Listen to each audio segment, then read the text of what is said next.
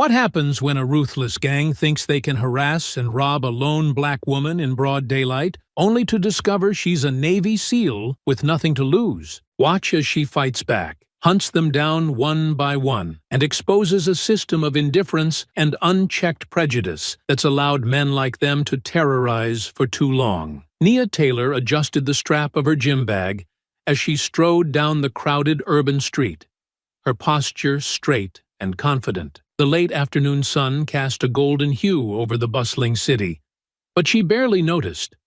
The rhythmic tap of her sneakers on the pavement and the weight of her bag were grounding, remnants of the intense workout she had just completed. Her life as a Navy SEAL had trained her to see everything and react to nothing, unless it mattered. That discipline now carried her through civilian life, where most threats were far less direct but no less irritating. She carried herself with an air of quiet authority, her sharp eyes briefly scanning her surroundings before focusing on the path ahead. Across the street, Greg Thompson leaned against a graffitied wall, laughing loudly with his friends, Paul and Ryan. The three of them stood out, their voices brash and grating. Greg's gaze landed on Nia as she passed, his laughter pausing for a brief moment. "Yo, check her out," he said, elbowing Paul. "Now that's something worth looking at." Paul grinned, his eyes following Greg's. "Yeah, walking around here like she's too good for the rest of us." Ryan snickered nervously, his gaze darting between Nia and Greg. "Bet she's one of those high-class types. Thinks she's untouchable." Nia didn't break stride, her gaze fixed ahead. The sharp, mocking tone in their voices didn't faze her. It was background noise she had learned to tune out long ago. "She's not even gonna look over here," Greg said, his smirk widening as he stepped off the wall. "Maybe we should teach her some manners." Nia caught the shift in his posture out of the corner of her eye, but kept moving. Her body language didn't betray a flicker of hesitation, but her mind was already tracking their positions, their voices, and the subtle rise in their aggression. "Hey, sweetheart," Greg called out, his voice louder now. "You in a hurry? We're just trying to be friendly." Nia kept her pace steady, her eyes narrowing slightly. Their taunts continued to rise behind her, echoing off the surrounding buildings, but she showed no sign of reacting. "Aw, come on," Paul jeered. "You don't even have the decency to say hello? That's just rude." Behind her, their laughter grew, and she knew this wasn't going to end with them staying where they were. Greg, Paul, and Ryan trailed behind Nia now, their voices carrying down the busy street. Their jeers blended with the background noise of honking cars and chattering pedestrians, but Nia's sharp ears caught every word. "Hey, don't be shy," Greg called, his tone mockingly sweet. "We're just trying to have a conversation. Isn't that what polite people do?" "She's got her nose in the air like she's royalty or something," Paul added, his voice dripping with condescension. "You think you're too good for us, huh?" Ryan chimed in, his voice lighter, but no less irritating. "Bet she's one of those types, all stuck up and acting like she's better than everyone." Nia's pace remained steady, her body language calm. She wasn't about to let their words pull her into a reaction, but their voices grew louder, their footsteps quicker, as they closed the distance. Greg moved closer, just enough to make his presence unavoidable. "You're not even gonna say thank you? We're giving you all this attention. Most people would kill for that." Nia's expression didn't change, but she subtly shifted her stance, distributing her weight evenly. "I didn't ask for it," she said, her tone quiet but cutting. Greg's grin widened, a dangerous glint in his eye. "Oh, she's got some fire," he said, gesturing to his friends. "Look at that. Finally got her to talk." "Come on, sweetheart," Paul said, stepping in closer from the side. "No need to be rude. We're just saying you look nice. Don't act like you don't love it." Ryan, emboldened by their words, spoke up again. "Yeah, we're just trying to get to know you. Why you gotta be like that?" Nia stopped in her tracks, forcing them to halt abruptly. Her head turned slightly, and she glanced over her shoulder, her sharp gaze sweeping over all three of them. "I don't need to explain myself to you," she said, her voice level and cold. "But here's some advice. Back off before you regret it." For a moment, Their confidence wavered. But Greg recovered quickly, his grin twisting into something darker. "Oh, we're the ones who'll regret it," he mocked. "That's cute." "Yeah," Paul added, his laughter rough. "Big talk for someone all alone." Greg leaned in slightly, his voice dropping. "Thing is, we don't back off, sweetheart. Maybe you need someone to show you how the world really works." The block ended with Greg stepping into her path, forcing her to stop as Paul and Ryan closed in on either side. Their arrogance was palpable, their voices filled with cruel amusement as they set the stage for their next move. Greg planted himself firmly in Nia's path, his smirk now fully twisted into something cruel. Paul and Ryan hovered on either side, their expressions dripping with entitlement and malice. "See, this is what's wrong with people like you," Greg said, his tone laced with venom. "Walking around like you own the place, like everyone else is beneath you." Nia's eyes narrowed slightly, her calm facade unshaken. "People like me?" she repeated, her voice cold and measured. "Yeah, you know what I mean," Greg sneered, stepping closer. "Think you can do whatever you want just because the world feels sorry for you." Paul laughed harshly, chiming in, "Bet you were raised to act like you're better than everyone." "Typical." Ryan, emboldened by the escalating tension, added, "What? You think you're some kind of queen? Walking around here like you're untouchable?" Nia's jaw tightened, but she remained silent, her sharp gaze moving between them. Greg wasn't finished. "Bet you're the kind who screams racist anytime someone looks at you wrong. Let me guess. You'd call the cops if we even said boo, wouldn't you?" "Yeah," Paul added, his voice dripping with mockery. "Run and cry for help. Isn't that what you people always do?" Nia's eyes flashed, but her voice remained steady. "The only people crying for help are the ones who don't know when to stop," she said, her tone like steel. Greg's smirk widened, his arrogance only growing. "Oh, you think you're tough? Think you can handle this on your own? You're all the same. Act all strong, but you break the second someone pushes back." Paul nudged Ryan, laughing. "She probably thinks she's too good to be scared of us." Ryan's voice faltered slightly, his earlier bravado wavering. "Maybe we should just—" "Shut up," Greg snapped, cutting him off. His attention snapped back to Nia, his grin twisting. "You know what? Let's see how tough you really are. Why don't you hand over that bag? Maybe then you'll learn a little respect." Nia didn't flinch, her body still and controlled. "You're making a mistake," she said evenly. Greg chuckled darkly, stepping closer as Paul and Ryan mirrored his movements. "No, sweetheart. The mistake was thinking you could walk past us like you're better than we are." Without warning, Greg lunged for the strap of her bag, his fingers outstretched as Paul moved in from the side. Greg's hand shot toward the strap of Nia's bag, but she reacted instantly, her arm snapping out to slap his hand away with a sharp, practiced motion. He stumbled back, his face twisting with anger and disbelief. "What the hell?" Greg barked, flexing his stinging hand. Nia didn't waste time responding. She shifted her stance, her mind already assessing her options. Staying would risk escalation, and she had no intention of letting this situation spiral out of control in such a public space. Paul moved toward her next, his movements clumsy and impatient. She sidestepped him with precision, her balance never wavering, before breaking into a sprint down the crowded street. "She's running!" Ryan shouted, his voice high-pitched and panicked. "After her!" Greg snapped, pushing Paul forward as he followed. Nia's feet pounded against the pavement, her breath controlled despite the adrenaline coursing through her veins. The crowd parted as she moved, her sharp focus locking on potential exits. The voices of the men grew louder behind her, their footsteps hammering the ground in pursuit. "Where you gonna go, huh?" Greg yelled, his voice filled with mocking rage. "You can't run forever!" Paul's taunts followed close behind. "Come on, lady.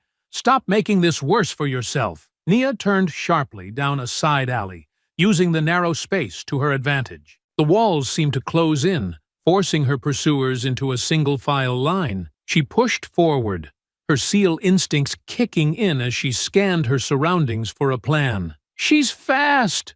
Ryan wheezed, falling behind slightly.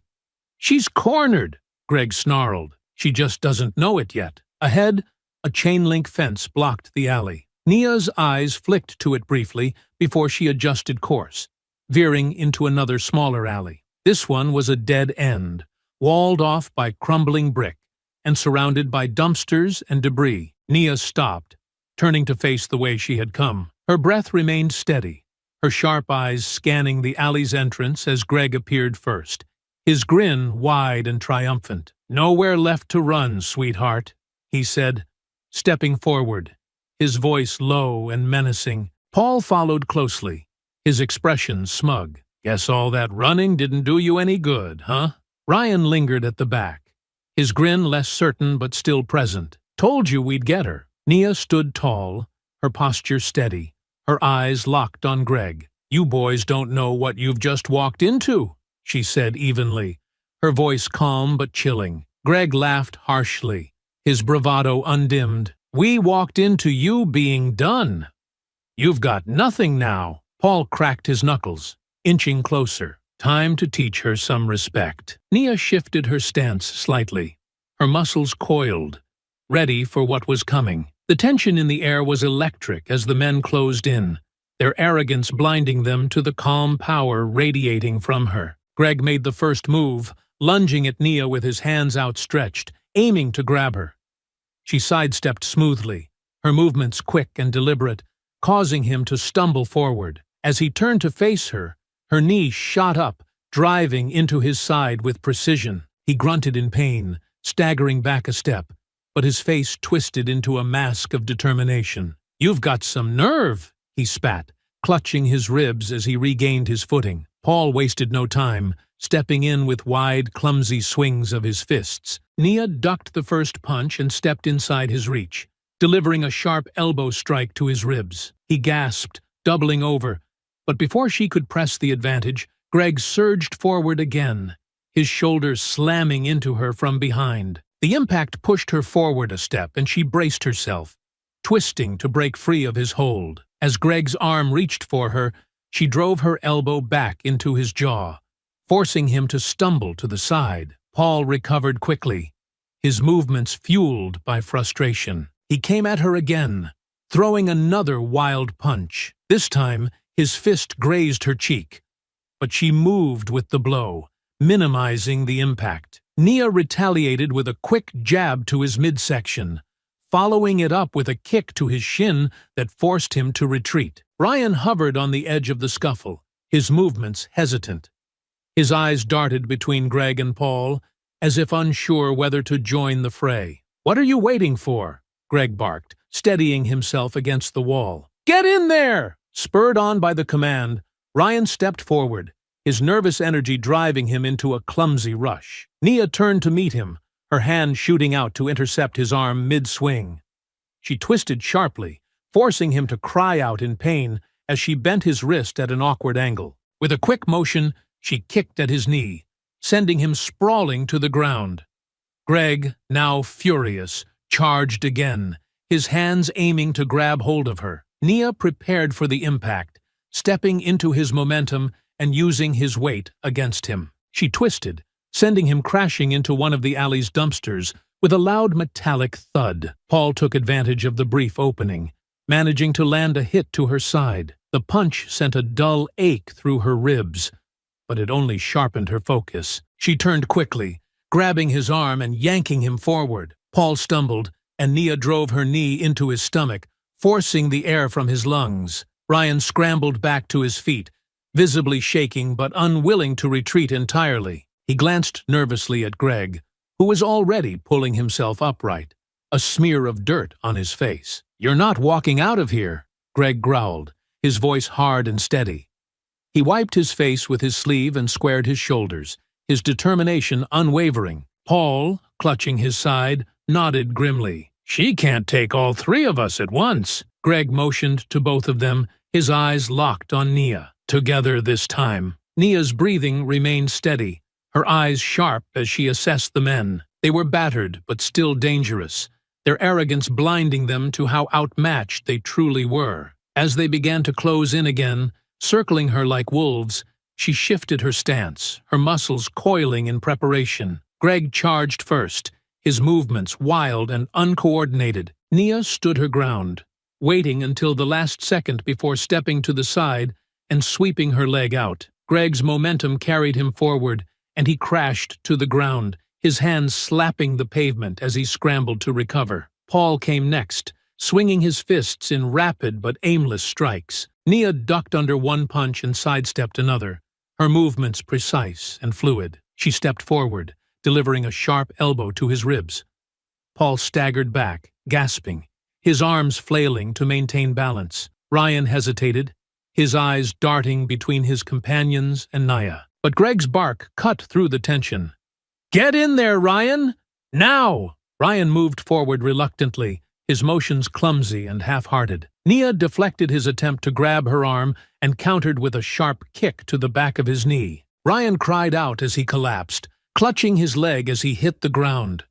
Greg, now furious, snatched a loose piece of wood from the alley floor and charged at her. Nia's sharp eyes caught the weapon in his hand, and she stepped back, letting him overcommit to the swing. As the wood arced through the air, she darted forward, grabbing it mid-swing and yanking it from his grasp. With a quick motion, she tossed it aside, leaving Greg momentarily stunned. "You think this is funny?" Greg growled, his face twisting with rage. Nia's response was swift and silent. She drove her knee into his stomach, forcing the air from his lungs and sending him crumpling to the ground.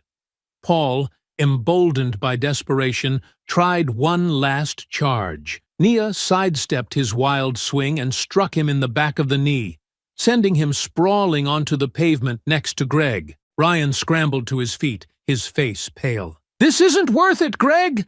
Let's just go!" Greg groaned as he pushed himself up onto one knee, his face red with anger and humiliation. "Fine!" he spat. "Let's get out of here." Paul nodded weakly, following Ryan's lead as they stumbled toward the alley's exit. Greg lingered for a moment, his eyes locking with Nia's. "You're gonna regret this," he growled before limping after the others. Nia watched them retreat, her breathing controlled as she stood tall. But as the adrenaline coursing through her veins began to settle, a new resolve took hold. Letting them walk away felt wrong. These weren't the kind of men who would reflect or learn.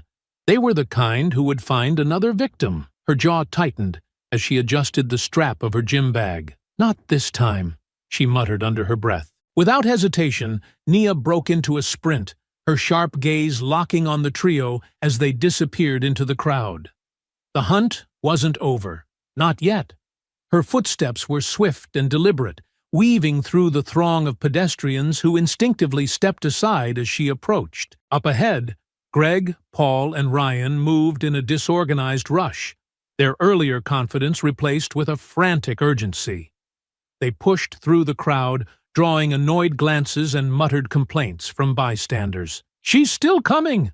Ryan shouted, glancing over his shoulder. His face was pale, his breath ragged. "Keep moving!" Greg barked, his tone sharp with irritation. "Don't look back." But Ryan couldn't help himself. His eyes darted toward Nia again, and what he saw made him stumble. She was gaining on them, her strides steady, her expression unreadable but unmistakably focused. Paul grabbed Ryan's arm, yanking him forward. "Stop slowing down, man! Do you want her to catch us?" Nia stayed silent, her breathing controlled despite the exertion. Every movement was precise, calculated to conserve energy as she closed the distance. Her SEAL training guided her instincts, analyzing their patterns and searching for opportunities to narrow the gap. The trio turned sharply down a side street, their movements increasingly erratic. Nia followed without hesitation, her sharp eyes scanning the unfamiliar surroundings. This area was quieter, the bustling crowd replaced with parked cars and scattered debris. The echo of their footsteps reverberated through the narrow space. Greg slowed briefly, his head whipping around to assess their pursuer. His jaw tightened when he saw her still behind them, relentless as ever. "She's not stopping," he muttered, his frustration mounting. "Let's split up," Paul suggested, his voice frantic. "She can't follow all of us." Greg shot him a glare. "No, we stick together. She's just one person." Ryan, trailing slightly behind, groaned. "She's one person who just took us all down." Greg ignored him, leading them into a narrower alley, its walls lined with dumpsters and old graffiti. He gestured for them to keep moving, his steps more deliberate now as he scanned for a potential escape route. Nia paused briefly at the entrance of the alley, assessing the terrain, her lips pressed into a thin line. They were cornering themselves without even realizing it. As she moved forward, her sharp voice cut through the air. "You're only making this worse for yourselves. Stop running, and face me now." Her words echoed in the narrow space, sending a ripple of unease through the group. Ryan faltered, his pace slowing. "Don't listen to her," Greg snapped, his voice tight. "Keep moving!" Nia picked up speed, her footsteps growing louder as she closed the gap. They were running out of places to go, and she wasn't letting them slip away this time. The narrow alley opened into a cluttered back lot, its uneven pavement littered with broken pallets and discarded crates. Greg led the way, his movements more frantic now as he searched for an exit. Paul and Ryan followed closely, their breaths ragged from the relentless chase. "She's too close," Ryan panted, his voice cracking with panic. "We need to split up." "I said no," Greg snapped, his tone sharp. "We stick together. She's not catching us." "She's already beaten us once," Ryan muttered under his breath, though he didn't dare say it loud enough for Greg to hear. Behind them, Nia slowed her pace as she entered the lot. Her sharp eyes took in the surroundings, the uneven ground, the scattered debris, and the trio's stumbling movements ahead. She wasn't rushing. Her every step was calculated, her focus locked on their faltering retreat. Greg spotted a break in the fence at the far end of the lot. "There! Go!" he shouted, pushing Paul forward. Ryan trailed farther behind, his steps faltering as exhaustion overtook him. His foot caught on a loose board, and he went down hard, his knees hitting the pavement with a loud thud. "Get up!" Paul yelled, his voice tinged with panic. "I can't," Ryan gasped, struggling to push himself upright. "I'm done." Greg glanced back, his face twisting in frustration. "Fine. Stay here if you're useless." Paul hesitated, his gaze flicking between Ryan and Greg. "We can't just leave him." "We don't have time for this," Greg snapped, grabbing Paul's arm and yanking him toward the fence. Ryan looked up as the two disappeared through the gap, his chest heaving as panic set in. His gaze turned toward Nia, who was now just a few steps away, her movements steady and deliberate. "Stay back!" he shouted weakly, scrambling to his feet. His legs wobbled, and his arms lifted shakily into a defensive stance. Nia stopped just out of reach, her expression cold and unflinching. She could see the fear in his eyes, the way his trembling hands betrayed his bravado. "Don't do this," she said evenly. "You're not going to win." Ryan's breath came in short gasps, his fists tightening feebly. "You don't scare me," he bluffed, though his voice lacked conviction. Nia stepped closer, her movements calm and precise. "I'm giving you a chance to stop before you get hurt again," she said, her tone unwavering. "Take it." Ryan hesitated for a moment, his arms dropping slightly as doubt crept in, but with a sudden, desperate burst, he swung at her. Nia moved effortlessly, sidestepping his attack and grabbing his wrist. With one fluid motion, she twisted his arm behind his back, forcing him to the ground. Ryan let out a yelp of pain, his resistance collapsing under her strength. Pinned to the pavement, he groaned, his voice shaking. Okay. Stop. I give up." Nia kept him restrained, her grip firm as she leaned down. "You didn't need to fight," she said quietly, her voice like ice. "But you made your choice." Ryan didn't respond, his face pressed against the cold pavement as he gasped for air. Nia scanned the lot briefly before reaching for her phone. With Ryan pinned firmly to the ground, Nia reached for her phone, her movements calm and deliberate. Her voice was steady as she spoke to the dispatcher. "This is Nia Taylor. I have a suspect detained at a back lot near 5th and Carter Street. He's involved in an attempted robbery and assault.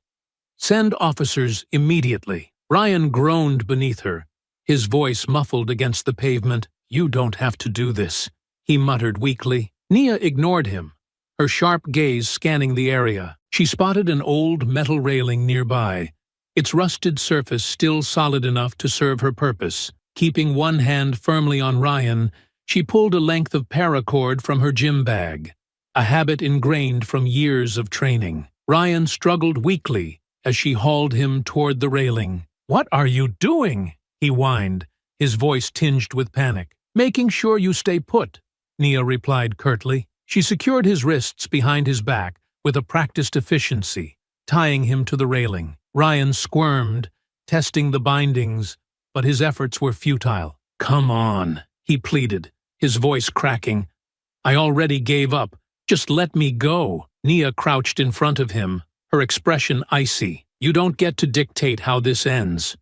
You're lucky I don't have time to deal with you properly. The police will." Ryan's shoulders sagged as he slumped against the railing, his face a mixture of defeat and fear. Satisfied that he wouldn't be going anywhere, Nia stood and adjusted the strap of her gym bag. Her gaze shifted to the gap in the fence where Greg and Paul had fled. They were still out there, and she wasn't letting them escape. "You made your choices," she said coldly, glancing back at Ryan one last time. "Now you'll deal with the consequences." Without another word, she turned and sprinted through the gap in the fence, her focus sharpening as she picked up their trail. The faint sound of distant footsteps and muffled voices reached her ears, spurring her onward. Greg and Paul might have thought they'd gotten away.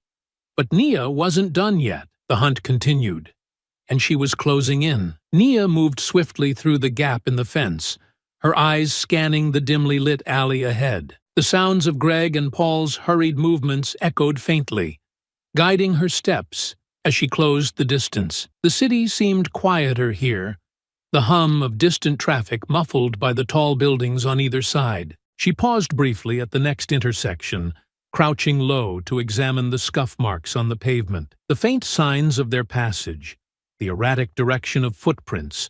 A kicked-over trash can told her they were losing composure. They were running blind, and that worked in her favor. Ahead, Greg and Paul stumbled into a narrow alleyway, their steps uneven as they glanced back nervously. "She's not going to stop," Paul muttered, his voice strained. "I told you we should have split up." Greg shot him a glare, his breathing labored, but his anger unshaken. "You think that would have helped? She's playing games with us. We stick together and we'll figure something out." Paul hesitated, his face pale with fear. "You don't get it, Greg. She's not normal. She's—" "Enough!" Greg snapped, grabbing Paul's arm. "Just keep moving. We'll lose her." Behind them, Nia stepped lightly over the uneven ground, her movements silent and calculated. She had closed the gap significantly, her sharp eyes catching glimpses of their shadows as they turned another corner. "Running won't help," she called out, her voice cutting through the narrow space like a blade. Greg froze momentarily at the sound of her voice, his grip on Paul tightening. He turned toward the source, his face twisting in frustration. "You want to scare us? It's not working!" Paul pulled at his arm. "Let's go! We can't just stand here!" But Nia was already moving, closing in with deliberate speed. Greg cursed under his breath and shoved Paul forward. They darted down another alley, but their movements were more erratic now, their panic evident. Nia followed at a steady pace, her breathing even. She could hear them just ahead, their frantic steps punctuated by Greg's angry commands and Paul's shaky protests. The narrow alley opened into a small courtyard surrounded by tall brick walls. Greg stopped abruptly, his eyes darting around for an escape route. "We can climb," he muttered, gesturing to a rusted fire escape on the far wall. Paul hesitated, his hands trembling as he glanced at the ladder. I don't think I can make it." "You don't have a choice," Greg snapped, grabbing him by the arm and dragging him toward the wall. Nia stepped into the courtyard just as Greg placed a foot on the ladder. Her presence froze them in place, her expression calm but unyielding. "This is over," she said evenly, her voice carrying an air of finality. Greg's face twisted with anger as he released the ladder and turned to face her. Paul took a step back, his wide eyes darting between Greg and Nia. Nia's sharp gaze locked on Greg and Paul as they froze, their panic momentarily paralyzing them. The rusted fire escape behind them loomed like a final, unreachable lifeline. Greg's jaw clenched as he stepped forward, positioning himself between Nia and Paul. "Stay back!" he barked, his voice filled with false bravado. "You think you're tough? You're nothing." Nia didn't respond. Her measured steps brought her closer, her calm demeanor rattling them more than any words could. Paul's breathing quickened, his fear evident as he shuffled backward. "Greg, we need to go!" he hissed, tugging at his friend's sleeve. "Then go!" Greg snapped, his eyes flicking between Nia and the courtyard's exits. "You're slowing me down anyway." Paul's face twisted with shock. "You're just gonna leave me?" Before Greg could reply, Nia surged forward, her movements a blur of precision and speed. She targeted Paul, her calculated instincts recognizing him as the weaker link. With a well-timed leap, she tackled him to the ground, her weight driving the air from his lungs. Paul let out a choked gasp, flailing beneath her grip. "Get her off me!" he shouted, his voice breaking with desperation. Greg's face paled as he took a step back, his resolve crumbling. His hands balled into fists, but his feet betrayed him, inching toward the alley's exit. "You're on your own," he muttered, his voice shaky. "What?" Paul screeched, his struggles intensifying as he turned toward Greg. "Don't leave me!" But Greg had already bolted, his footsteps pounding against the pavement as he disappeared into the shadows. Nia didn't spare him a second glance. Her focus remained on Paul, who writhed beneath her, his movements growing more frantic. "You're not getting away," she said coldly, her voice steady as she tightened her grip. Paul swung weakly, his fists barely connecting. "Let me go!" he shouted, his voice laced with panic. Nia intercepted his next swing, twisting his arm behind his back and forcing him to the ground.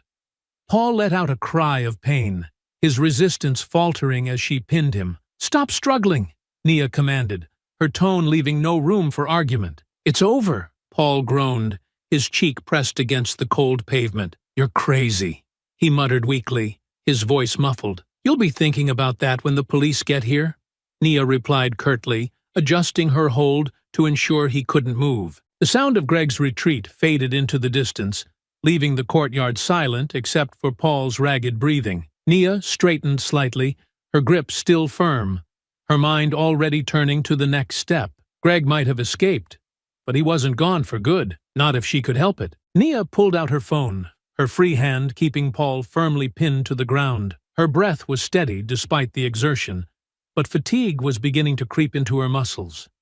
The chase, the fights. She had pushed herself to the limit. She dialed quickly, her voice calm but sharp when the dispatcher answered. "This is Nia Taylor. I've detained another suspect involved in an attempted robbery and assault. I'm at a small courtyard off 8th and Marshall. Send officers now." Paul groaned beneath her, his cheek pressed against the pavement. "You think this is going to change anything?" he muttered, his voice filled with resentment. "You're just wasting your time." Nia glanced down at him, her expression cold. "You're lucky I don't have the energy to deal with you the way you deserve." Paul laughed bitterly, his tone mocking. "Oh, big talk. What are you, some wannabe hero? You think you're better than me?" "I don't think," Nia replied curtly. "I know." Paul's face twisted with anger as he struggled weakly beneath her. "You're nothing," he spat, his voice venomous. "You're just some stuck-up woman who thinks she's tough. But guess what? Nobody cares. You think those cops will do anything? They won't. They'll pat you on the back and let Greg walk." Nia's jaw tightened, but she didn't respond immediately. Instead, she adjusted her grip on his arm, ensuring he couldn't wriggle free. "You don't know when to quit, do you?" she said finally, her tone like ice. "You talk big for someone lying face down in the dirt." Paul sneered, his voice dripping with disdain. "You got lucky, that's all. Greg's the smart one. He's gone, and you'll never find him. People like you don't win. You're just a speed bump, nothing more." Nia leaned in slightly, her voice low and cutting. "You think running makes him smart? All it does is delay the inevitable. And people like you, you're the reason I won't stop. Not until every last one of you is where you belong." Paul glared at her, but said nothing, his mouth tightening into a thin line. Moments later, the faint sound of sirens broke the tension. Nia straightened slightly, keeping Paul restrained as the noise grew louder. "You can say whatever you want," she said, her voice calm but firm. "But you're done. And Greg? He's next." Paul's shoulders slumped, his fight finally leaving him as the flashing lights of a police car illuminated the courtyard. The flashing red and blue lights of the police cruiser illuminated the courtyard as it pulled to a stop. The siren cut off, leaving the faint hum of the engine. Two officers stepped out, their faces calm but cautious as they approached. Nia stood at the center of the courtyard, her body aching with exhaustion.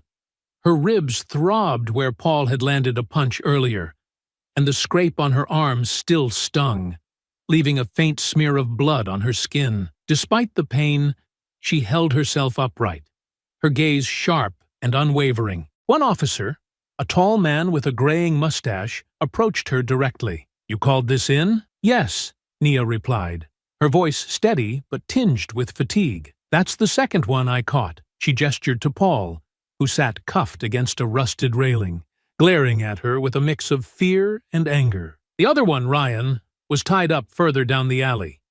Your team already took him in earlier." The officer nodded, his expression thoughtful. "So that just leaves one, Greg, right?" Nia's lips pressed into a thin line. "Yes, he ran when I tackled this one. He's the leader, and he's dangerous. You need to find him before he hurts someone else." The second officer, a younger woman, crouched to inspect Paul's cuffs. "Looks like you've been through a lot tonight," she said, glancing up at Nia.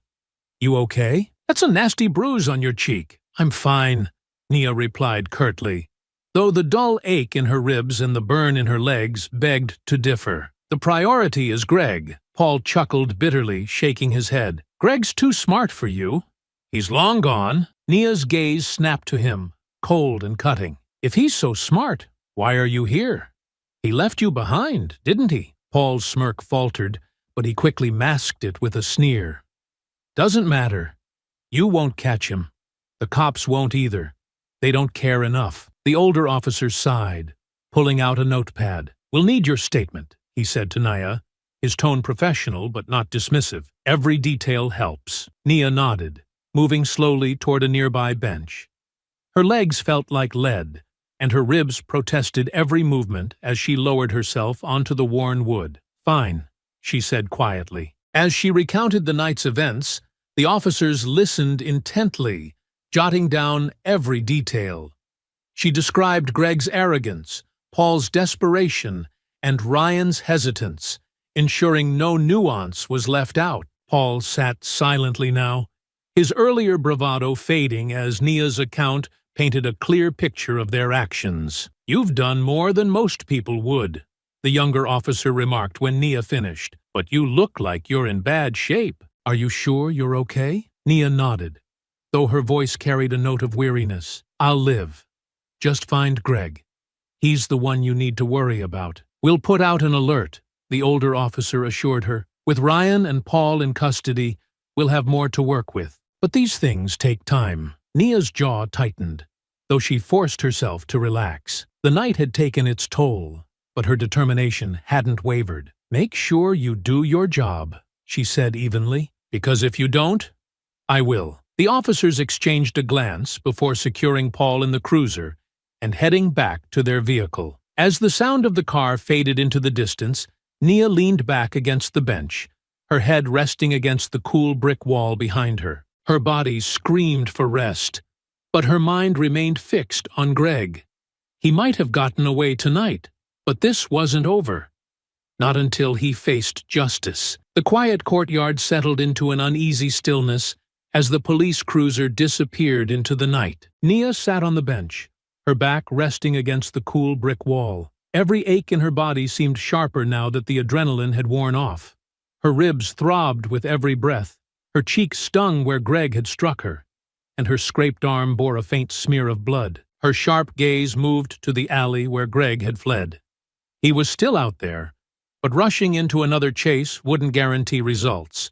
The police had Ryan and Paul in custody. They might not have cared enough to go after Greg aggressively, but she could use the two she'd caught to force their hand. Her thoughts shifted to the brief exchanges she'd had with Paul and Ryan. Both had cracked under pressure before, Ryan with his panicked attempts at surrender, and Paul with his desperate bravado. Greg might have thought he could outrun her, but his so-called allies could lead her right to him. She pushed herself off the bench, wincing as her ribs protested the movement. Her body begged for rest, but her resolve refused to falter. She adjusted the strap of her gym bag, reaching for her phone to call the precinct. The officer who had taken her statement answered, his voice gruff. "Taylor, what's the update?" "I want to help," Nia said firmly, pacing the courtyard as she spoke. "You have Ryan and Paul. I need access to them. They know where Greg is hiding." The officer sighed. "We're already questioning them. But these guys don't crack easily. They'll lawyer up or spin lies to waste our time." "Then let me try," Nia pressed. Her tone carried the weight of her exhaustion, but also her determination. "I face them directly. They're scared of me, scared enough to slip up. Let me talk to them." There was a pause, the faint sound of papers shuffling on the other end. "You're not a cop," the officer said finally. "This isn't standard procedure." "Neither was tonight," Nia shot back. "You know I'm right. I can get through to them faster than you can. Just give me the chance." Another pause, longer this time. When the officer spoke again, his voice carried a note of reluctant agreement. "Fine. We've got them in holding. But you're coming here on our terms. You pushed too hard, and this is over." "I'll be there in 15, Nia said before hanging up. Her body protested with every step as she left the courtyard, but her mind was already working through how she would handle the interrogations. Ryan's nervousness would make him the easier target. He'd crack with the right push. Paul, on the other hand, would need more work. His bravado was a shield, but it wouldn't hold up forever. This wasn't just about catching Greg anymore. It was about showing him, and men like him, that they couldn't keep getting away with this. The precinct was quieter than Nia had expected when she walked through the glass doors. The hum of fluorescent lights overhead and the distant sound of phones ringing created a backdrop for the subdued activity. Officers moved between desks, some typing reports, others quietly discussing cases. Nia's sharp gaze swept the room as she approached the front desk. The same officer who had processed her statement earlier looked up, his tired expression softening slightly in recognition. "Taylor," he said, standing. "They're both in holding. You sure about this?" "Positive," Nia replied firmly. She adjusted the strap of her gym bag, the ache in her ribs a constant reminder of the night's events. "Let's get this done." The officer nodded, motioning for her to follow him. He led her through a series of hallways, their sterile walls lined with bulletin boards and faded posters. They stopped outside a holding room, where a one-way window offered a view of Ryan sitting at a table, his hands fidgeting nervously. "This one's already cracking," the officer said quietly, gesturing to Ryan. "He's scared out of his mind." Nia nodded, her expression unreadable. "I'll start with him." The officer opened the door, and Nia stepped inside, her presence immediately drawing Ryan's attention. His wide eyes darted toward her, his face pale. "You," he said, his voice shaking. "What are you doing here?" Nia didn't answer right away. She pulled out a chair and sat across from him, her calm demeanor contrasting sharply with his visible panic. "You know why I'm here," she said evenly, folding her arms on the table. "You're going to tell me where Greg is." Ryan shook his head quickly, his hands trembling. I don't know. I swear, I don't know." Nia leaned forward slightly, her voice steady but firm. "You've already lied to me once tonight, Ryan. Don't make it worse for yourself. You think Greg cares about you? He ran. He left you to face this alone." Ryan's mouth opened, but no words came out. His gaze dropped to the table, his shoulders slumping. "You're scared," Nia continued, her tone softening slightly. "And you should be. Greg doesn't care what happens to you. But you have a chance to make this easier for yourself. Tell me what I need to know." Ryan hesitated, his hands gripping the edge of the table. He has a place," he stammered finally. "I don't know where, exactly. But Paul might. Greg trusts him more." Nia's eyes narrowed. "What else? Does he have a pattern? Somewhere he likes to go? Ryan swallowed hard. Sometimes he talks about the old garages by the docks, says they're perfect for laying low. But I don't know if he's there now. I swear. Nia studied him for a moment, then stood abruptly. Stay here, she said coldly, heading for the door. The officer met her in the hallway, his brow raised. Anything useful? He mentioned the docks. Greg might be hiding there, Nia replied. Her tone was even, but her frustration simmered beneath the surface. And Paul?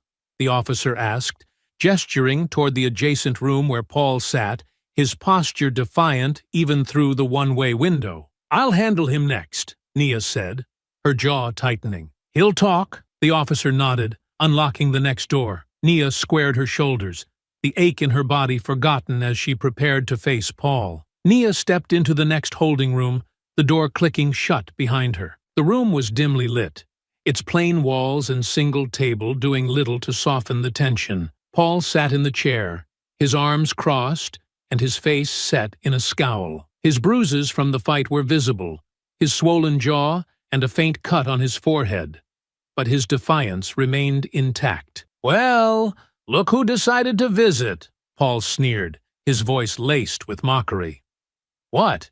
You're not tired of playing hero yet? Nia didn't react to his taunt. She pulled out the chair opposite him and sat down, her expression cold and unyielding. For a moment she said nothing, letting the silence stretch between them. Paul shifted uncomfortably, his smirk faltering slightly. What's this supposed to be? You think you're gonna scare me into talking? Nia's gaze bore into him, her voice calm but cutting. Scare you? No, Paul. I don't need to scare you. You're already afraid. You just won't admit it. Paul laughed harshly, leaning back in his chair. Afraid of you? Please. You got lucky, that's all. Greg's out there, and you're sitting here wasting your time. Greg, Nia said flatly, leaning forward slightly. The same Greg who left you behind without a second thought? The same Greg who ran while you were getting pinned to the ground? Paul's jaw tightened, but he didn't respond. You keep acting like he cares about you, Nia continued, her tone growing sharper. But the truth is, he used you. He used all of you. And now he's out there, hiding, while you're sitting here about to take the fall for everything. Paul's hands gripped the edges of the table, his knuckles turning white. You don't know what you're talking about, he muttered. Don't I? Nia shot back, her voice rising slightly. I've seen men like Greg before. Cowards who manipulate people like you into doing their dirty work. He let you fight for him, let you bleed for him. And the second it got hard, he ran. Paul's breathing quickened, his bravado cracking. You don't get it, he said, his voice shaking slightly. Greg's smarter than you think. He always has a plan. Plans don't mean anything if you're too scared to see them through, Nia said, her tone cold. You're the one here, Paul, not Greg.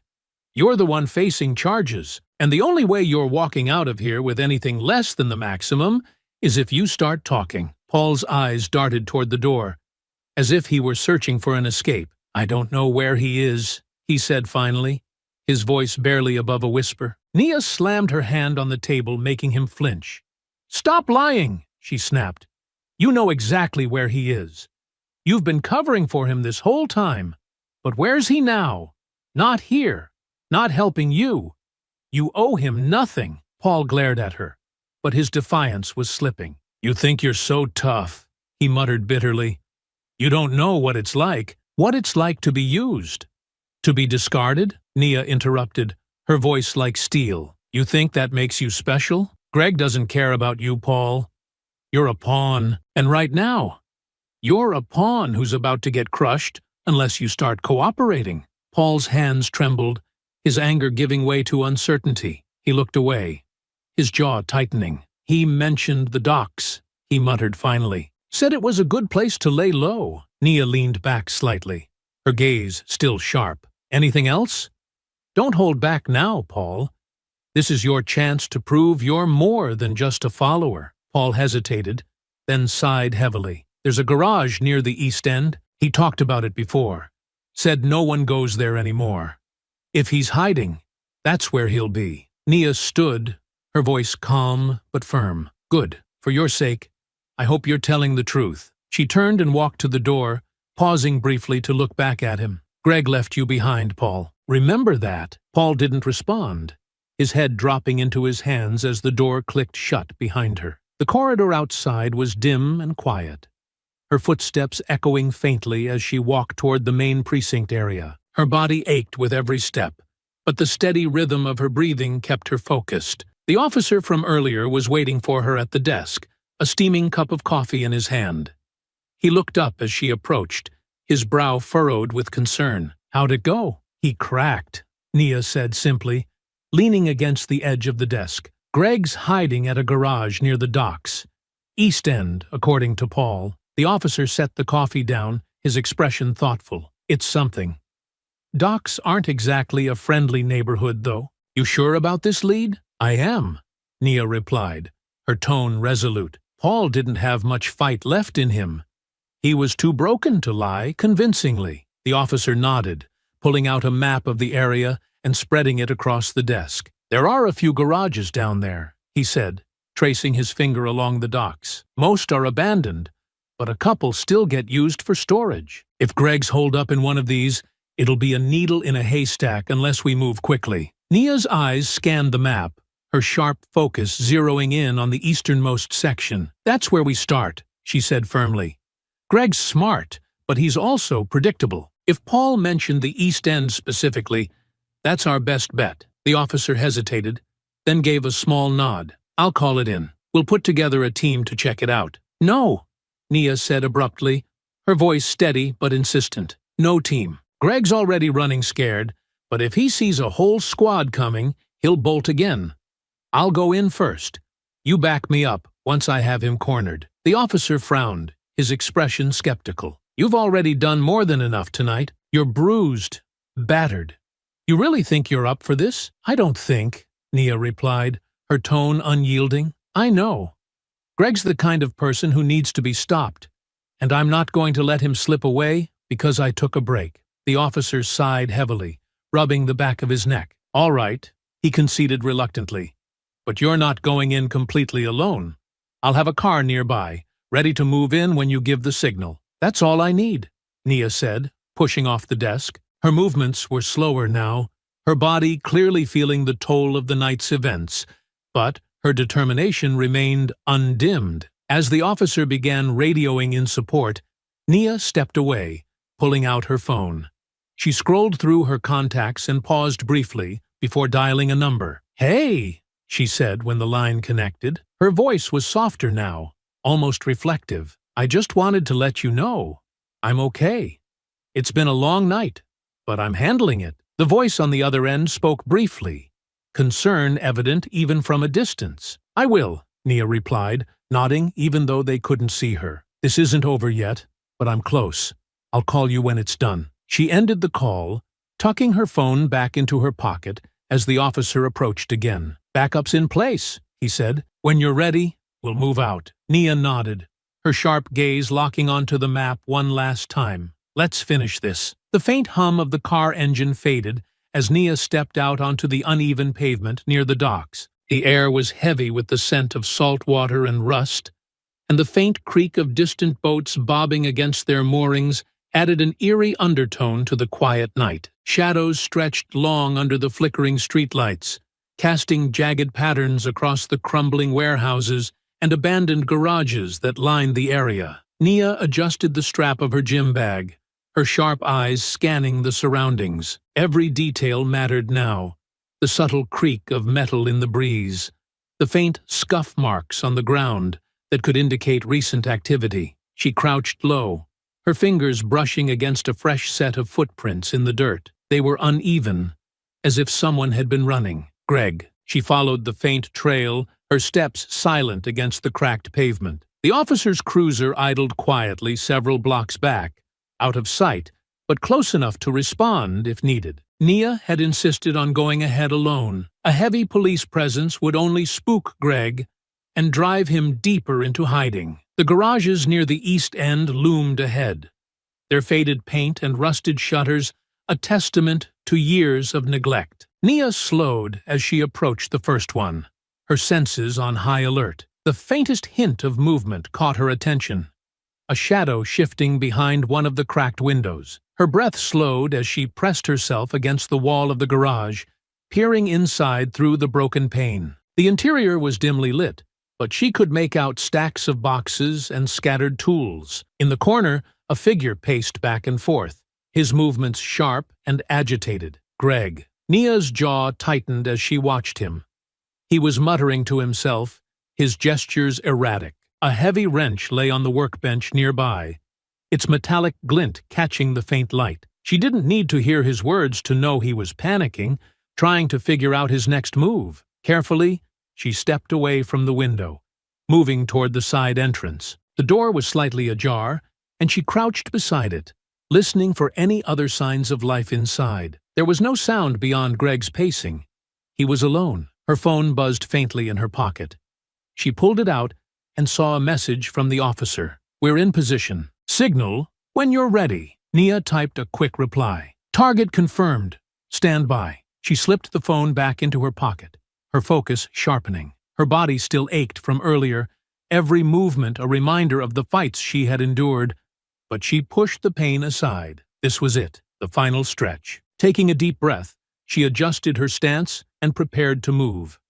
The cool night air clung to Nia's skin as she crouched beside the slightly ajar door. Every muscle in her body was taut with anticipation, her sharp gaze locked on the faint light spilling from the cracked garage door. Inside, Greg's pacing continued, his muttered curses occasionally audible over the creak of rusted hinges and the distant echo of waves lapping at the docks. Nia pressed her back against the wall, her breathing slow and deliberate. She adjusted her stance, leaning closer to the door to get a clearer sense of Greg's position. His movements were erratic, the rhythm of his steps broken by occasional pauses as he muttered to himself. "You think you're smart," Greg said suddenly, his voice low but tinged with anger. "Catching those idiots doesn't mean a thing.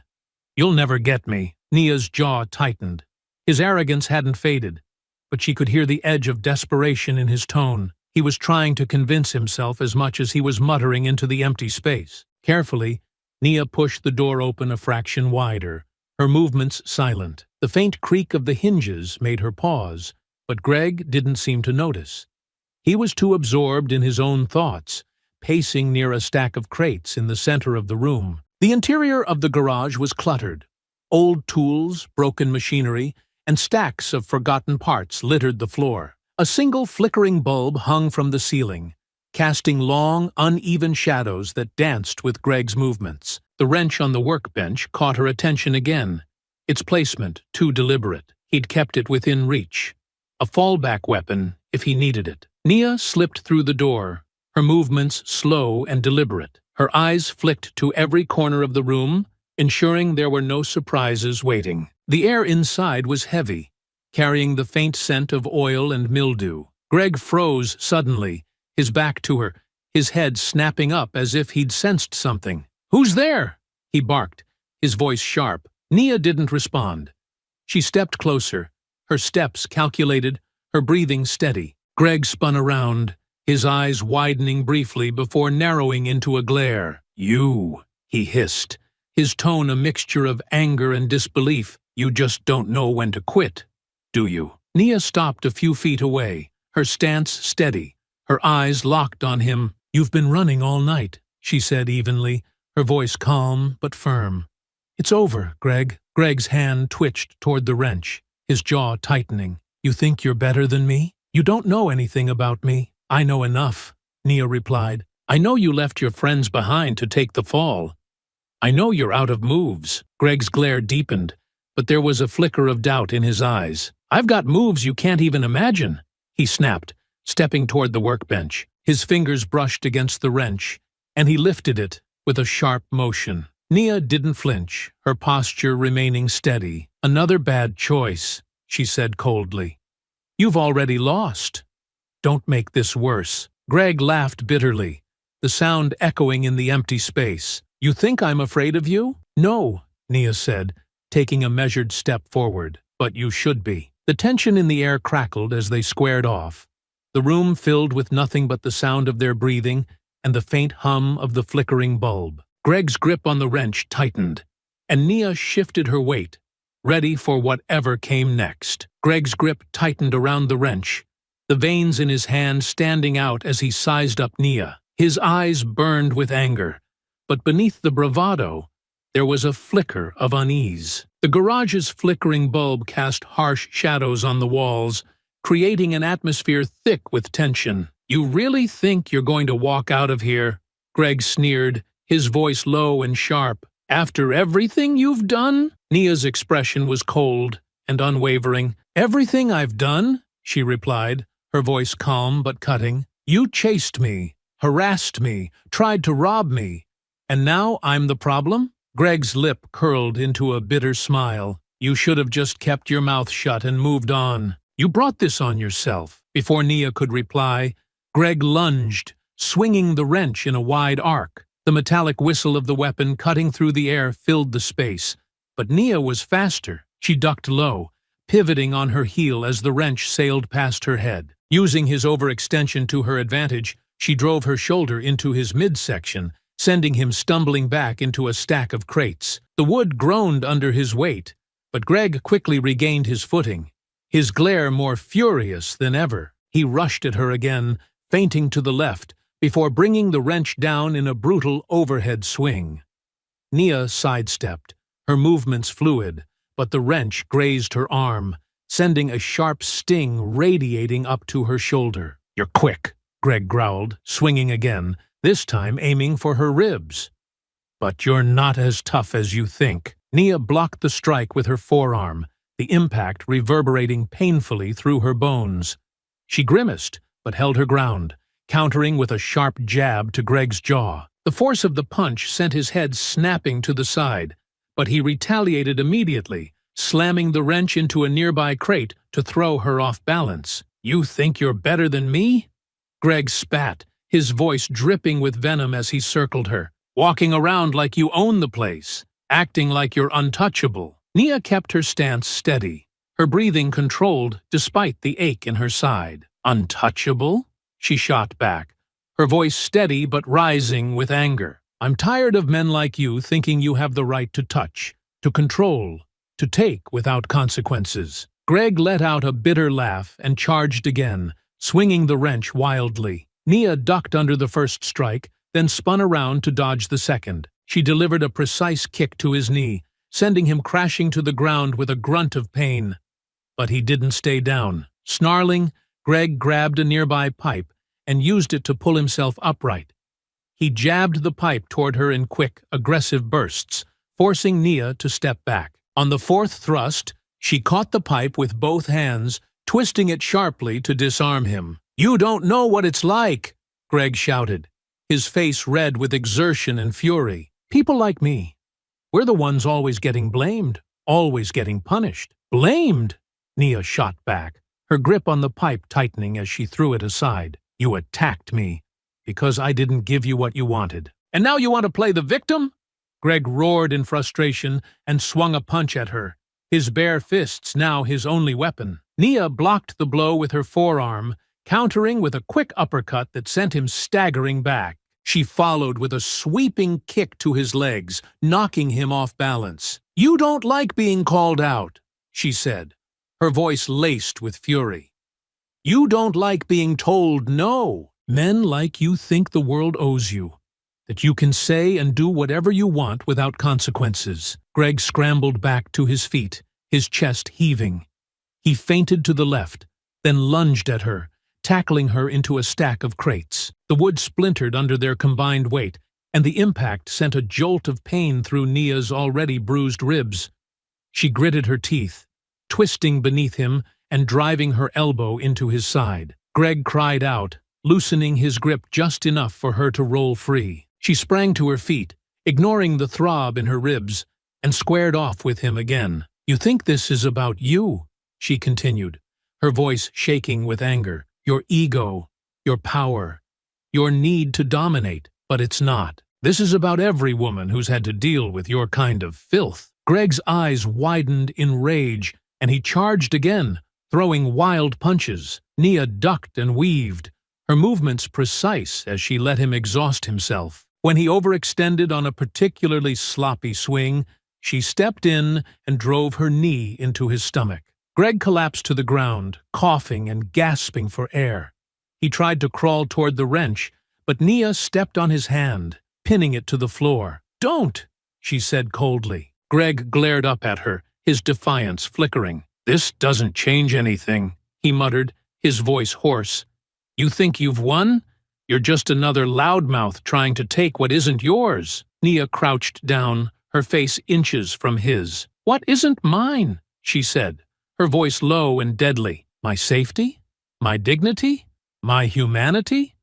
Those things were never yours to take." Greg didn't respond, his chest rising and falling as he struggled to catch his breath. Nia pulled out her phone, her fingers steady as she dialed. "This is Nia Taylor," she said, when the dispatcher answered. "I have the final suspect detained at the docks. Send backup." Greg slumped back against the ground, his breathing shallow as his fight drained away. Nia straightened, her body aching but her resolve unbroken.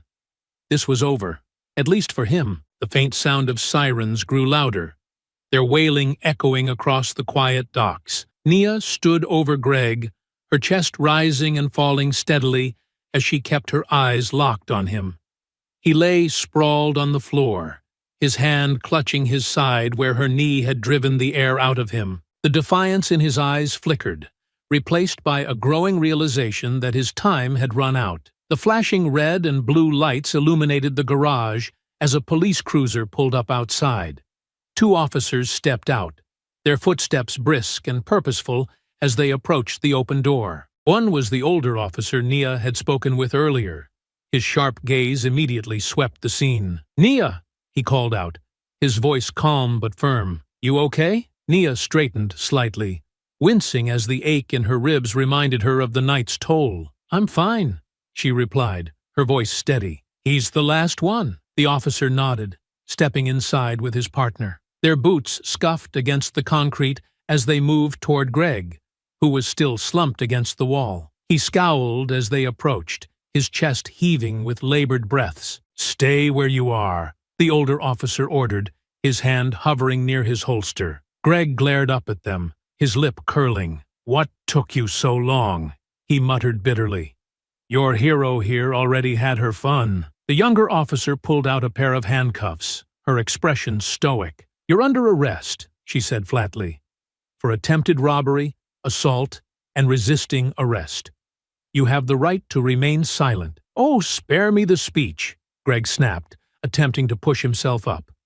The older officer stepped forward, his tone firm. "Stay down." Greg froze, his jaw tightening. Nia watched as his bravado crumbled further under the weight of their presence. "Let's make this easy," the younger officer said, grabbing his arm and pulling it behind his back. The metallic click of the cuffs echoed in the garage as she secured his wrists. As Greg was hauled to his feet, he glanced back at Nia, his eyes filled with bitterness. "This isn't over," he spat. "You think you're some kind of savior? You're nothing." Nia didn't flinch, her expression unyielding. "You're right," she said evenly. "I'm not a savior. I'm just someone who didn't let you win." Greg's scowl deepened, but he didn't reply as the officers led him toward the cruiser. The older officer paused beside Nia, his gaze softening slightly. "You did good," he said quietly. "I did what I had to," Nia replied, her voice calm but tired. She adjusted the strap of her gym bag, feeling the weight of the night settling into her bones.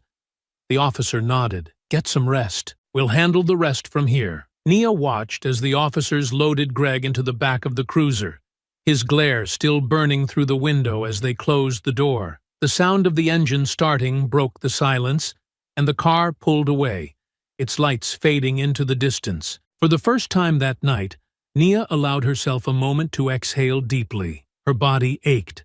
Her mind was exhausted, but there was a quiet satisfaction in knowing Greg was no longer a threat. The docks were silent again, save for the faint lapping of water against the pier. Nia turned and walked toward the empty street, her steps steady, despite the weariness that tugged at her. Tonight, she had fought endured, and won. Not just for herself, but for everyone who had been made to feel powerless. The weeks following Greg's arrest were a blur of activity, paperwork, and preparation. Nia sat at her kitchen table, a stack of documents spread out before her. The faint hum of the refrigerator filled the quiet room as she flipped through the pages, each one outlining the events of that night in painstaking detail. The prosecutor had been thorough, interviewing her multiple times to ensure they had a clear narrative. Nia appreciated the effort, but reliving the night was exhausting.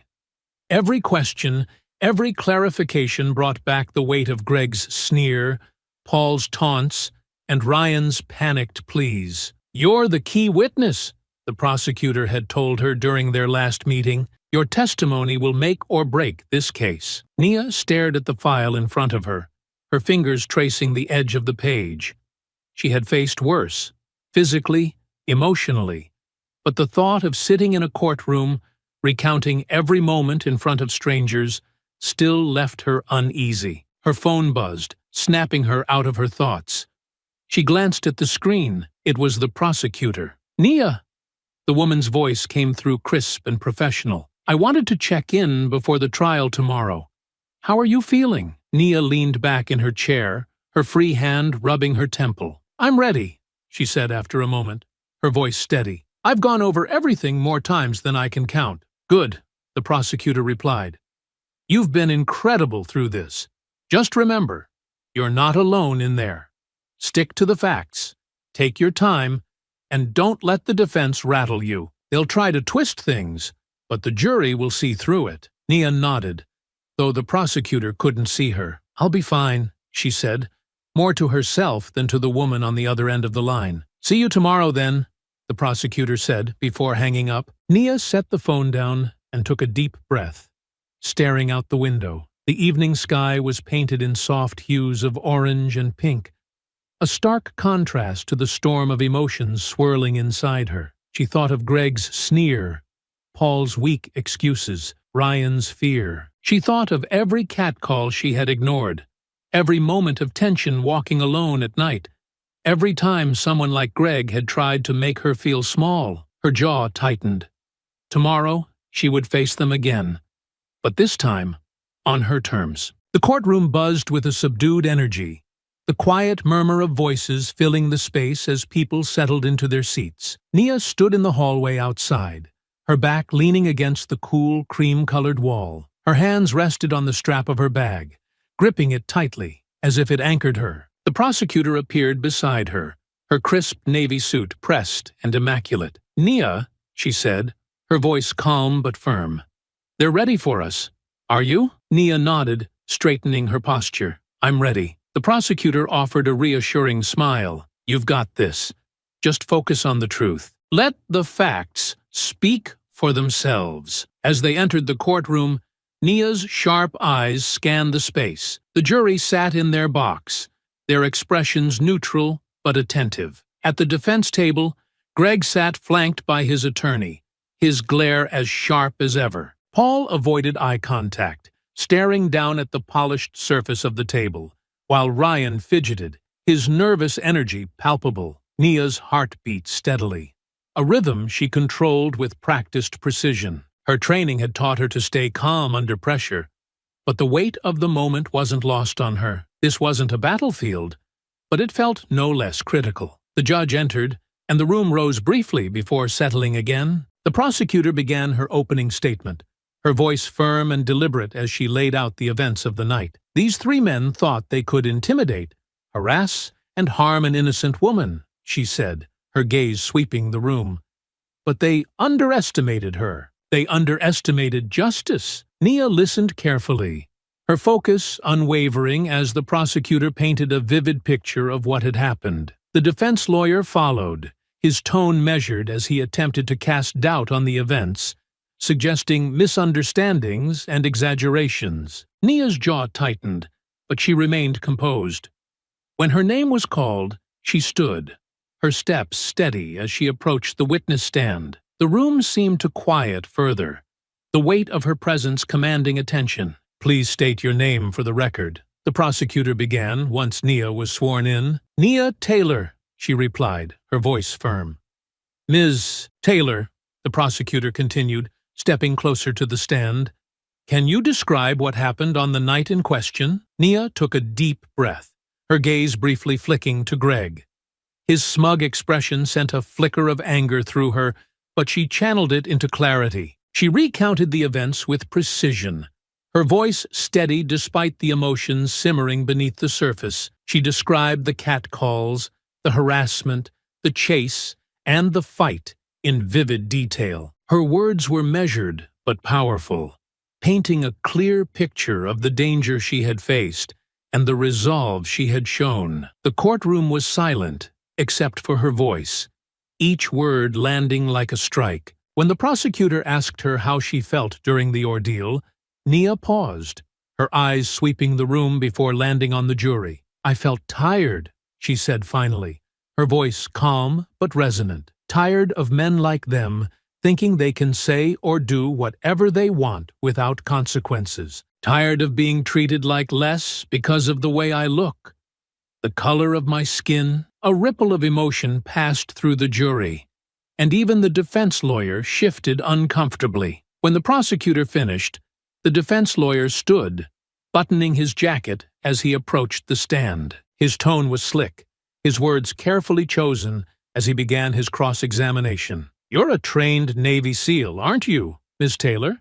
he asked, his voice almost casual. "Yes," Nia replied simply. "So, would it be fair to say you have extensive combat training?" "Yes," she said again, her tone steady. The lawyer spread his hands. "Would it also be fair to say that you could have escalated the situation? That your skills might have made the defendants feel threatened?" Nia's gaze didn't waver. "My skills kept me alive. If they felt threatened, it's because they chose to chase me, corner me, and attack me." The lawyer hesitated, his next question faltering as the jury shifted in their seats. The judge called for a brief recess, and Nia stepped down from the stand, her shoulders squared as she walked past Greg and his co-defendants. She caught his glare, but didn't acknowledge it. Her focus was ahead, on justice, on truth. The courtroom settled again as the recess ended, the quiet murmur of voices fading to a tense stillness. The defense lawyer stood, his expression calm but calculating as he prepared to deliver his closing arguments. Greg, Paul, and Ryan sat at the defense table, their body language reflecting their respective states. Greg's simmering defiance, Paul's stoic resignation, and Ryan's nervous fidgeting. The lawyer adjusted his tie before addressing the jury. "Ladies and gentlemen," he began, his voice smooth and deliberate, "this case is not as clear-cut as the prosecution would have you believe. My clients made poor decisions, yes, but we must examine the circumstances surrounding those decisions." He paced slowly, his hands gesturing with measured confidence. "The events of that night were chaotic.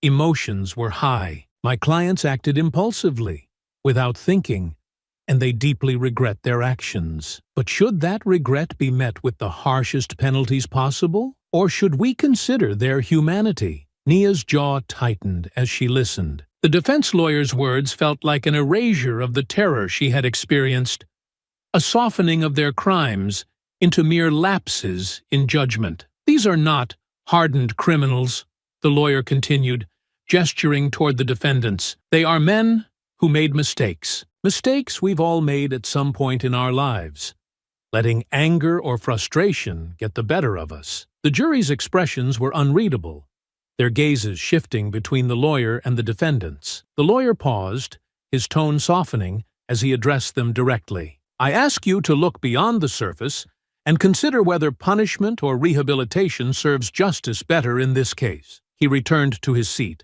offering Greg a slight nod. Greg smirked, the gesture small but infuriating. The prosecutor rose, her expression sharp and focused. "Mistakes," she began, her voice cutting through the room. "What happened that night was not a mistake. It was a choice, a deliberate series of choices made by these three men to harass, intimidate, and attack Ms. Taylor." She moved closer to the jury, her gaze sweeping over them. "Let's not forget what Ms. Taylor described.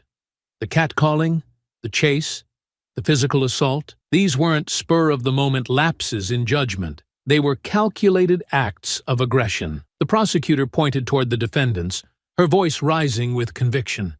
These men didn't care about Ms. Taylor's humanity that night. They saw her as a target, a woman they could overpower, demean, and silence. And when she refused to submit, they escalated their violence. Greg shifted uncomfortably, his smirk fading. Ryan's hands trembled slightly, his eyes darting toward the floor. The prosecutor turned back to the jury, her tone softening but retaining its strength. Justice isn't just about punishment.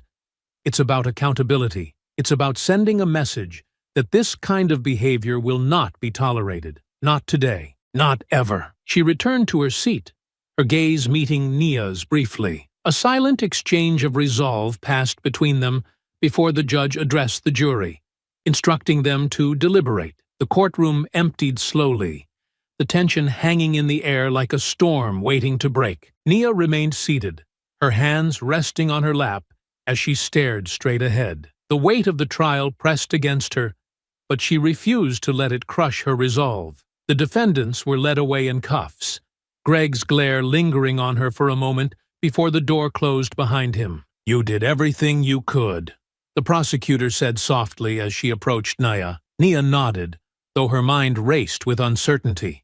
"Now it's up to them," she replied, her voice steady despite the whirlwind of emotions inside her. She stood, straightened her jacket, and walked out of the courtroom into the cool afternoon air. She took a deep breath, the crisp breeze offering a moment of clarity. Whatever the jury decided, she had spoken her truth, and that was something no one could take away from her. The courtroom was packed as the jury filed back in, their faces solemn and unreadable.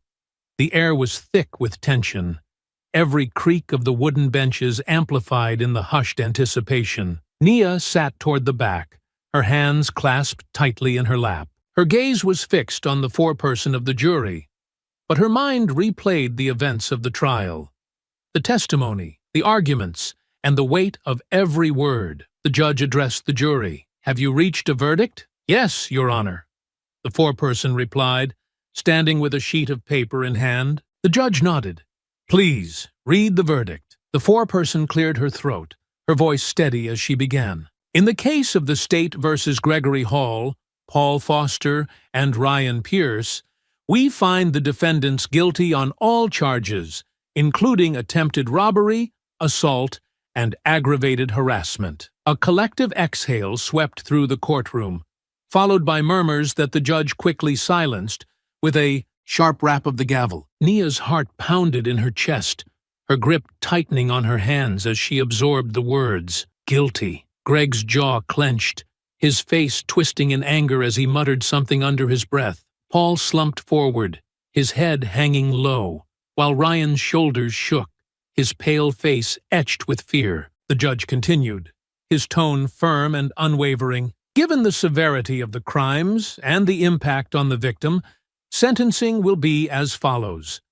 Gregory Hall, as the leader and primary instigator, you are sentenced to 15 years in state prison, with eligibility for parole after 10. Paul Foster and Ryan Pierce, as accomplices, you are each sentenced to 10 years in state prison, with eligibility for parole after 7. Nia felt a wave of relief wash over her, though it was tempered by the lingering weight of everything that had led to this moment. Justice had been served, but the scars, both visible and invisible, remained. Greg shot her a venomous glare as he was led out of the courtroom in handcuffs, his defiance still smoldering despite the verdict. Paul followed silently, his movements sluggish, while Ryan glanced back at Nia, his eyes wide with a mix of regret and fear. The prosecutor approached Nia, her expression softening. "It's done," she said quietly.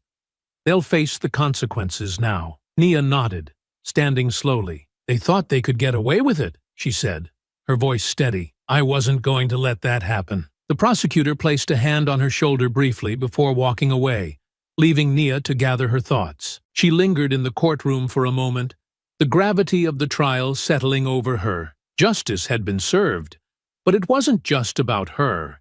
It was about sending a message that no one was above accountability. As Nia stepped out into the cool afternoon air, a sense of quiet resolve filled her. She had stood her ground, fought for her voice to be heard, and ensured that men like Greg, Paul, and Ryan couldn't continue their cycle of harm. The fight was over, but the impact of what she had done would ripple far beyond the courtroom walls. The sun hung low in the sky as Nia walked along the waterfront, her steps steady despite the ache that lingered in her body. The soft rustle of the wind through the trees and the distant sound of waves lapping against the docks created a sense of calm, a stark contrast to the chaos of the last few weeks. She paused at a bench overlooking the water, resting her hands on the worn wood as she gazed out at the horizon. The trial was over, the verdict delivered, and the men who had tried to harm her were now behind bars. It should have felt like an ending, but to Nia, it felt more like a beginning. Her mind drifted to the faces of the jury as they listened to her testimony, the quiet intensity in their eyes as she recounted the fear, the anger, and the resolve that had carried her through that night. She had spoken not just for herself, but for every woman, every person who had been made to feel small or powerless. Her phone buzzed in her pocket, pulling her from her thoughts. She glanced at the screen. It was a message from the prosecutor. "You were incredible today. This verdict will make a difference." Nia allowed herself a small smile, tucking the phone away. The prosecutor was right. This wasn't just about punishment. It was about drawing a line, about showing that the world wouldn't turn a blind eye to actions like Greg's. She thought back to the fight in the garage, the sharp sting of his words, and the fury that had fueled her. Men like Greg had always existed, arrogant, entitled, and dismissive of anyone they deemed weaker. But standing against them had been worth every bruise, every ache. It was a reminder that strength wasn't just physical. It was in the choice to fight back, to not let fear or pain dictate the outcome. A group of children ran past her, their laughter ringing through the air. Nia watched them for a moment, her expression softening. This fight had been hers, but it was also for them, for the world they would grow up in, a world where they could feel safe, valued, and equal. She sank onto the bench, her fingers tracing the rough grain of the wood. The physical wounds would heal, but the deeper scars, both from that night and from countless others like it, would take time, and that was okay. Healing didn't mean forgetting. It meant growing stronger, wiser, and more determined. As the sun dipped below the horizon, painting the sky in hues of orange and pink, Nia felt a quiet sense of pride. She had stood up, fought back, and refused to let injustice win. The path forward might not always be easy, but she knew now that she was capable of walking it. And for the first time in a long time, she allowed herself to feel hope, not just for herself, but for everyone who needed a reminder that they weren't alone in their fight. I hope you enjoyed that story. Please share it with your friends and subscribe so that you do not miss out on the next one. In the meantime, I have handpicked 2 stories for you that I think you will enjoy. Have a great day.